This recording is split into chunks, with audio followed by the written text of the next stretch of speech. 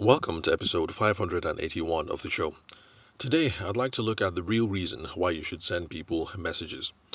That's because in the previous episode, we discussed how having a high digital quotient, otherwise being digital savvy or tech savvy, we discussed how that can help with effective business presentations. And the main thesis of the episode was if you have high tech savvy, high digital savvy, then you can be much more effective with business presentations because of the more opportunities that are available for making presentations, instead of having to wait for face-to-face opportunities to have the conversation. Now, we capped off that episode by saying that messages should include CTA. And I promised that at the next episode, which is this one, episode 581, we would go into details about what a CTA is. So, we wrapped up the episode by saying your messages should have a CTA or call to action, or else the potential customer might say something like, "Thanks for the wonderful presentation. Let me think about it. Let me discuss with my partner. Let me discuss with my husband, my wife, blah, blah, blah." The typical thing that people say. Now, the reason why this happens is because when there's no clear ask at the end of the interaction, the most logical thing for the other person to do is to say some version of those kinds of things. "Thank you very much. That was a wonderful presentation. Let me think about it. Let's see how it goes. I like you because you have a really professional demeanor, blah, blah, blah." Or maybe the conversation changes to politics, especially at times like this where 2 days ago in Nigeria we casted the votes for the presidential, governors, and the National Assembly, and we're still awaiting results.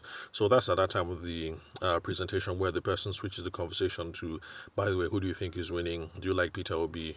Blah, blah, blah."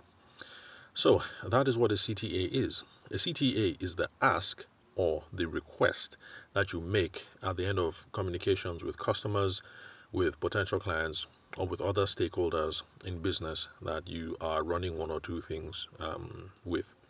So the CTA is an acronym meaning call to action, just like I referred to earlier on in the episode. And it stands for what you'd like the potential customer to do now that they have heard your presentation or now that they have received this communication. So you send a text message. It should be a CTA,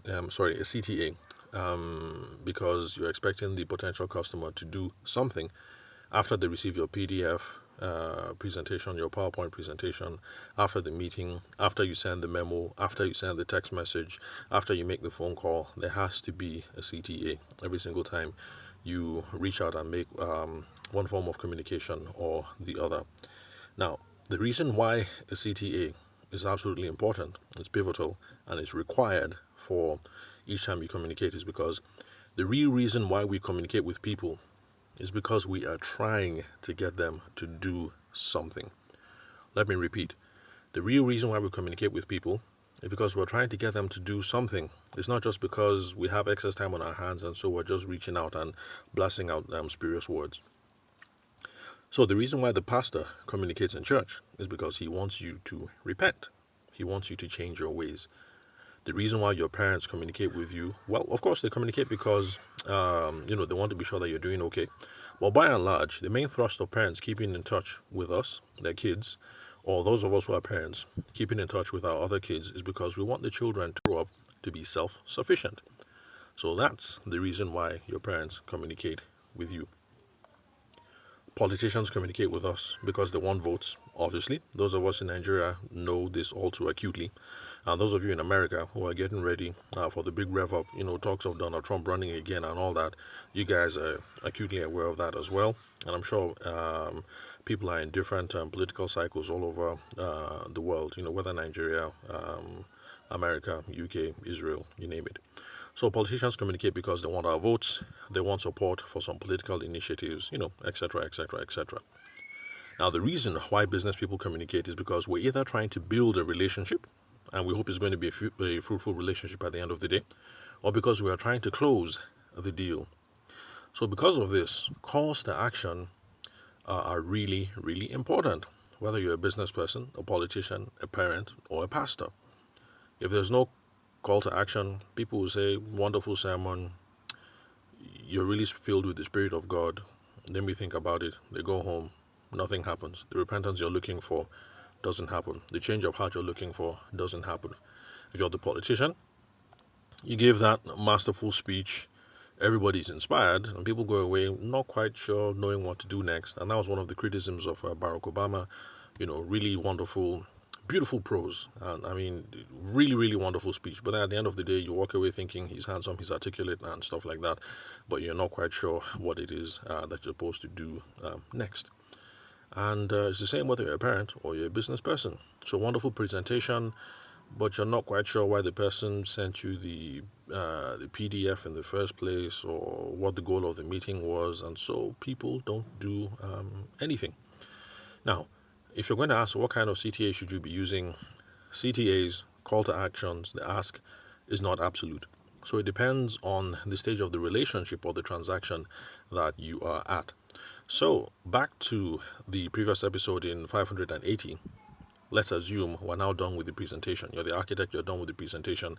A reasonable ask, in this case, is to ask for the deposit to move things along. So it'll be a matter of Madam Ogedengbe. You've had a look at the floor plan, the elevation, the this, the that.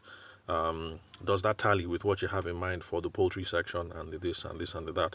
And she says yes. Then a reasonable ask is, okay, so the next step to move things forward is I need a deposit in the amount of 3.5M or whatever it is, so that I can engage the foreman, so that we can start drawing out detailed elevations, and so we can start marking out the plot of land and stuff like that. So forgive me again for those of you who are architects. I'm not sure how your business works, so I'm just freestyling. So yeah, that is a reasonable ask. If we're done with the presentation, they say, Madam Ogedengbe, how far? You're in agreement that everything is okay. The next step is we need a deposit so that we can move to step B, C, D, and E of the project. So that's a reasonable ask at that stage. However, if you're meeting the potential client for the first time, a CTA, a call to action, an ask that involves money might be a bit too rushed. After all, we're just meeting for the first time. They don't know you, they don't trust you, they don't know you from Adam, they don't know you from Eve, they don't know whether you're credible or capable. So trying to ask for a deposit at the first meeting is a little bit sketchy. If you're dealing with low context sales, where let's say you're selling egusi in the market, then yeah, that's not a problem. The money involved is not much. What else? The complexity involved is not much. So yeah, you can ask for the person, look, are you buying this egusi or not? We've been chatting for the last 5 minutes. If you're not going to buy it, then please move along. Let somebody come and open market, as they say. I actually have been challenged by a trader in the market because he thought I was making too much small talk, and yeah, that was his retort. He was like, look, dude, if you're buying, buy. If you're not buying, make space, let somebody else come and buy. So the first time meeting, when you're dealing with those kind of sales situations, simple sales situations, then that's not a problem. You can ask for money the first time. But if you're dealing with something that's a little bit complex, you sell insurance, you're an architect, you're a lawyer, you're a doctor, even if you're a carpenter or a plumber, just going straight out to ask for the money, probably not a good idea. So, let's see. If you're meeting a potential customer for the first time, reasonable CTA is to ask for a meeting or a phone call or whatever, next week, tomorrow, the day after tomorrow, so that you can go over the idea in some more detail. So you're a carpenter, you're talking to Madam Ogedengbe now. It's not to ask for the money. It would be a nice idea to go to Madam Ogedengbe's house and have a look at the pipe that has burst, where the pipe burst, which section of the house, what is it connected to. It is only then that you get a sense of how much you need to quote to fix it, whether you need to buy 2 or 3 more pipes, whether you need to buy a 20-inch pipe, whether you need to buy elbow joints or things of that nature. So if you're meeting a customer for the first time, asking for the money related, that's not a reasonable CTA. It should be to have a meeting or a future phone call where you can explore the thing in more detail so you can get a sense of what it is before you issue a quote, and also to explore whether it makes sense for you guys to talk about doing business together. So there's no ideal call to action. There's no ideal CTA. It depends on who you're at. It depends on where you're at with the potential client, potential customer, stakeholder, or whether you're trying to get investors to buy into your idea. So it depends on the stage of the relationship or the transaction.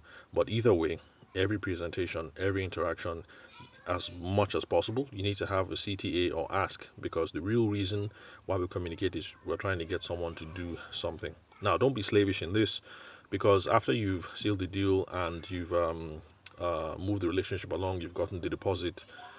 Yeah, calling every 2 to 3 months just to say what's up is not a bad idea, because we have to find ways to nurture the relationships. All those WhatsApp calls, how are you doing? I hope you guys are doing okay. Those kinds of things are okay once you get the relationship going. But CTAs as much as possible whenever we can, because if there's no CTA, no call to action, no ask, the potential client is going to say, "Let me think about it." Because really, they have to think about it, because you have this wonderful presentation, you presented the floor plan and everything, and they might be thinking, so Gedengebe might be thinking to herself, after all this information, what does architect Bayer really want from me now? What am I supposed to do next? Okay, the floor plan is good, but is there any important information that I'm missing before we take a decision? Uh, if my husband was here right now, what would he think? Or if my investor was here, what would he think about the stage of this design? I mean, lots of things that are running through Mrs. Ogedengbe's mind, or whoever it is that you have just finished the presentation with. And the thing is, the uncertain mind is not going to make any decision. So you have to do both of you a favor and ask. There has to be a CTA. The reason why you're doing both yourself a favor is because if Ms. Ogedengbe is unclear about something, or if she doesn't like you, or she doesn't like this idea, it is better for you that she says so now, instead of you guys dilly-dallying over 3 weeks and then she says, "Young man, you know what?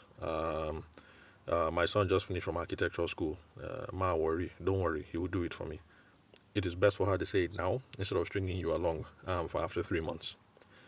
And you're also going to be doing her a favor, because if she's not interested, it's better that she says so now and spare herself 3 weeks of drama, rather than all those pretend phone calls and pretend meetings that we all go through, and then 2 months later you say, "Don't worry, the Buhari economy is harsh," or "My son just graduated from architecture, he will do it for me," or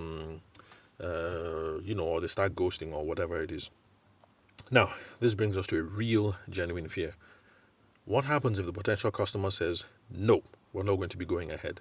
That is going to be a subject for a future episode, because it is a legitimate fear behind why people do not use CTAs, because sometimes they just don't want to be told no by Madam Ogedengbe, who is sitting right there before them. So for episode, let's see, where are we? This is episode 581. So for 582, that's what we're going to explore. What happens if the potential customer says, "No, we're not going ahead"? So until then, thank you very much for listening to today's episode 581. Thanks for your time and attention. I'll catch you guys at the next episode.